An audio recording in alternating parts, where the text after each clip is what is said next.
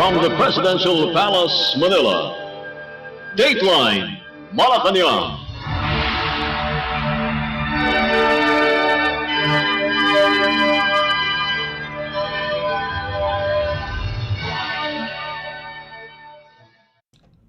Good day, this is Dateline Malacañang and here are the news. Philippine President Ferdinand R. Marcos Jr. on Thursday early morning arrived at the Vaclav Havel International Airport aboard PR-001 for a 4-day state visit in Prague, Czech Republic. The flight only took 31 minutes from the Berlin-Brandenburg International Airport in Germany.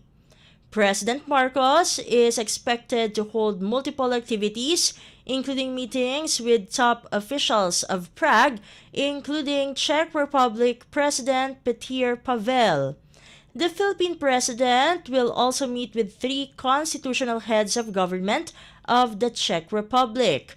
Among those whom the President will meet are Prime Minister Petr Fiala, Senate President Milos Vyštyr and Speaker of the Chamber of Deputies Markéta Pekarová-Adamová.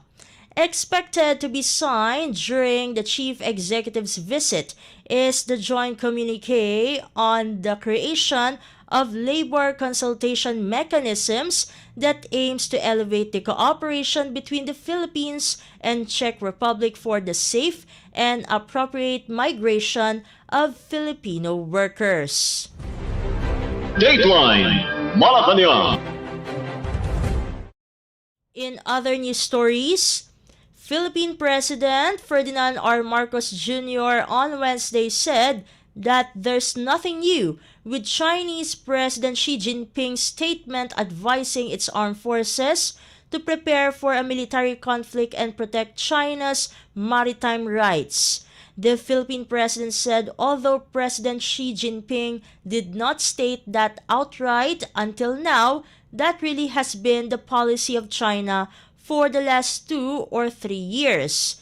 In an interview with President Marcos after his successful working visit in Germany, the chief executive said China has been doing this for a long time alongside its 10-line claim. The government, President Marcos said, will continue to defend its territory, especially since the international community recognizes the maritime territory of the Philippines. President Marcos added that this is also to prepare for more harassments by the Chinese to annex some of our territory. Dateline Malacañang. Meanwhile, Philippine President Ferdinand R. Marcos Jr.'s attention is focused on what needs to be done during his trips abroad and has no time for a vacation. This is the response of the President to the comments of former President Rodrigo Roa Duterte, who said that President Marcos is just vacationing during his foreign trips. In an interview with President Marcos after his successful working visit in Germany, the chief executive showed his schedule to the media. President Marcos said he has no time to stroll, even to the places that he usually visits. The president then emphasized that for each trip, he is only focused on the fulfillment of his mission. This is to strengthen the cooperation between the Philippines and the country he is visiting, as well as to continuously attract foreign investors in the country. Dateline Malacañang. In other news stories, Philippine President Ferdinand R. Marcos Jr. on Wednesday met with top executives of the Bosch company in a meeting in Berlin, Germany to tackle various matters on the manufacturing and technology sector. The meeting came after the Philippine-German Business Forum, where the President witnessed the exchange of cooperation between Bosch Southeast Asia and the Philippines AC Industrial Technology Holdings Incorporated. The said agreement strengthens the collaboration between the two companies in the sectors of mobility solutions, software services, manufacturing, factory automation, and logistics services, among others. According to the Department of Trade and Industry, or DTI, Bosch is a global supplier of technology and services. Its operations are present in 4 business sectors, including mobility, industrial technology, consumer goods and energy, and building technology. Dateline Malacañang. Philippine President Ferdinand R. Marcos Jr. on Wednesday had an engaging discussion with officials and executives of Lufthansa Technik Philippines, or LTP, in Berlin, Germany. According to the Department of Trade and Industry, or DTI, the President's meeting with the company centers on productive discussions regarding LTP's plan to build a second hangar in Clark, Pampanga, valued at $150 million. This is in addition to the LTP's existing 23-hectare technical base and hangar facility at the Ninoy Aquino International Airport, or NAIA, which was built during the 1980s. Once construction begins, it is expected to employ at least 400 workers. The DTI further adds that LTP currently employs around 2,800 mechanics, engineers, and support personnel in the Philippines. Dateline Malacañang. In the continuation of his activities in Berlin, Germany, Philippine President Ferdinand R. Marcos Jr. on Wednesday visited the Siemens Energy and Gas Turbine Plant. The visit reaffirms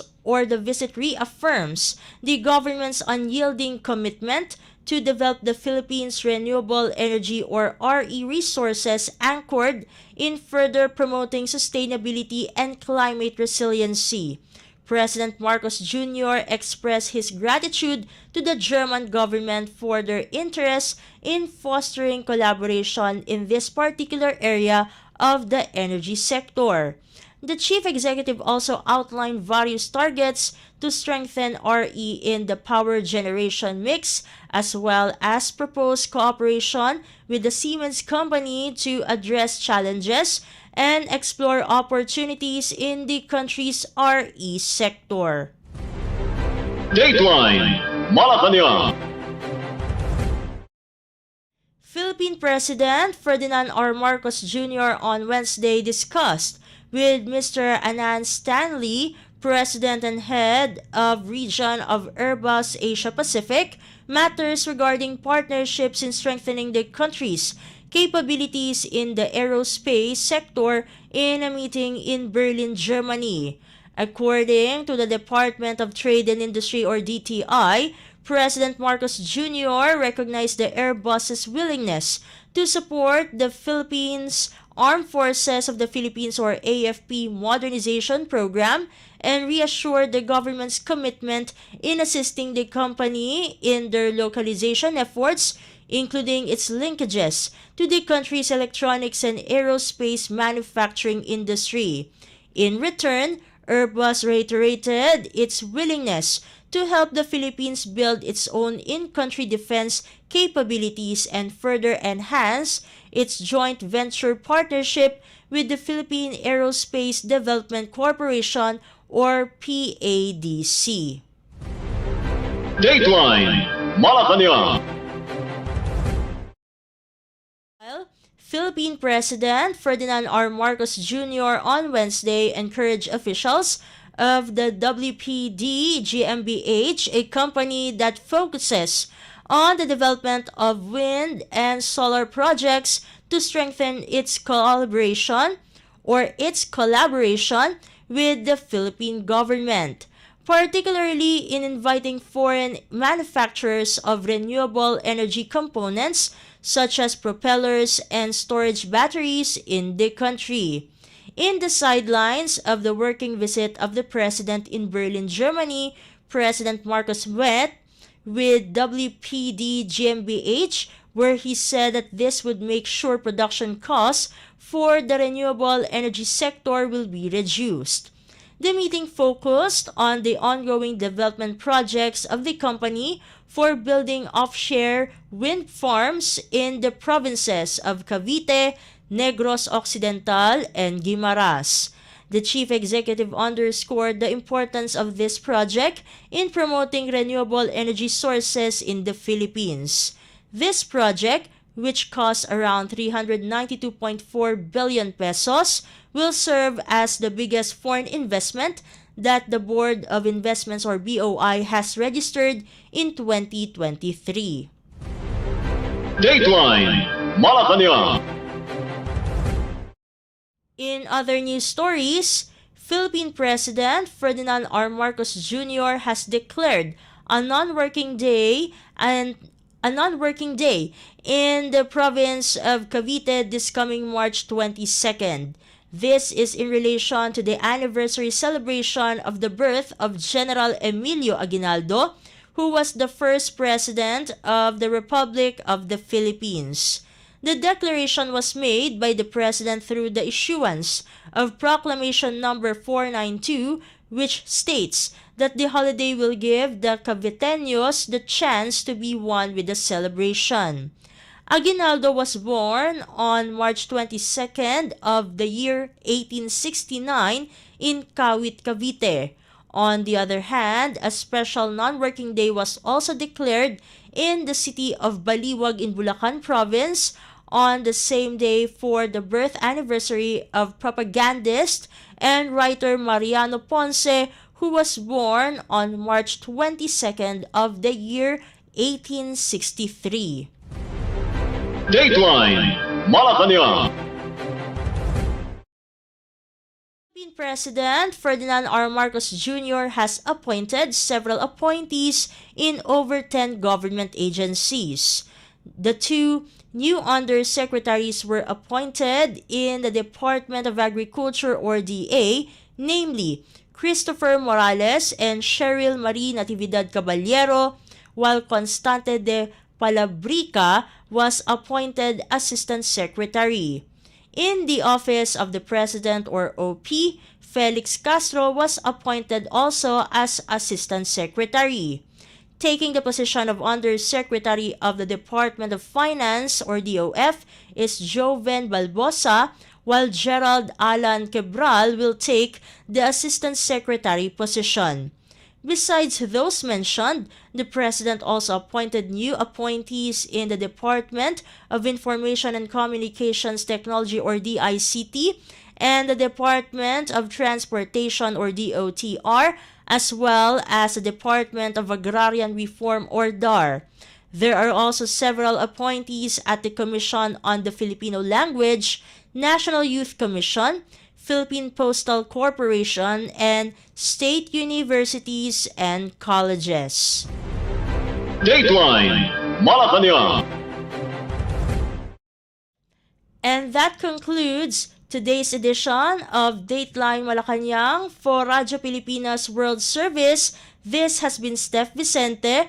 Good day and stay safe, everyone. From the Presidential Palace, Manila, Dateline Malacañang.